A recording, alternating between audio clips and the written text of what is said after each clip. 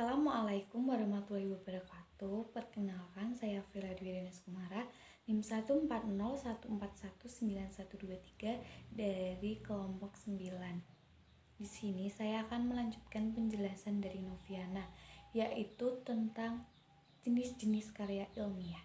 Jenis-jenis karya ilmiah. Yang pertama yaitu artikel ilmiah. Dalam konteks jurnalistik, artikel merupakan karya ilmiah yang bersifat pendapat subjektif pembuatannya mengenai sebuah peristiwa atau masalah tertentu. Sedangkan menurut sudut pandang ilmiah, artikel dapat diartikan sebagai karya tulis yang sengaja dirancang untuk dimuat dalam jurnal atau kumpulan artikel dengan memperhatikan kaidah penulisan dan mengikuti pedoman ilmiah yang berlaku. Yang kedua yaitu makalah. Makalah bisa diartikan sebagai karya tulis ilmiah yang kajian masalahnya berdasarkan data di lapangan yang bersifat empiris objektif. Makalah biasanya dipaparkan dalam sebuah seminar berupa presentasi atau bisa juga untuk dipresentasikan di kelas.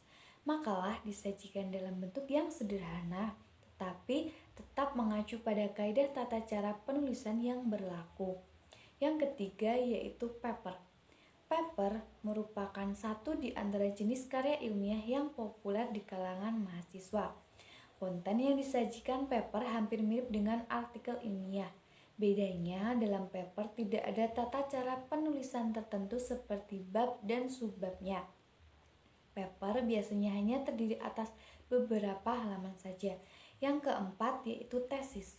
Tesis merupakan jenis karya ilmiah yang hampir mirip dengan skripsi. Bedanya, tesis diperuntukkan untuk mahasiswa pasca sarjana sebagai syarat wajib untuk menyelesaikan studi dan mendapat gelar magister.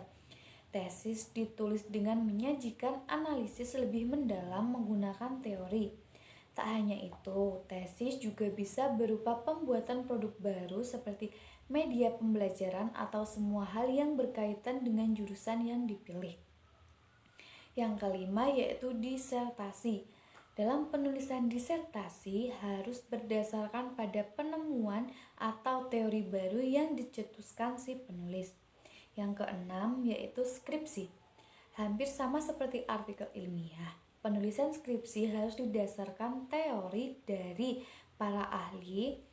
Secara lengkap, penulisan karya ilmiah ini berupa pengujian suatu teori yang diterapkan pada suatu permasalahan yang dipilih oleh penulis.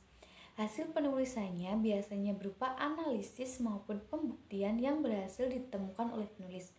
Analisis yang ditulis dalam skripsi dibedakan menjadi dua metode penelitian, yaitu penelitian kualitatif dan penelitian kuantitatif.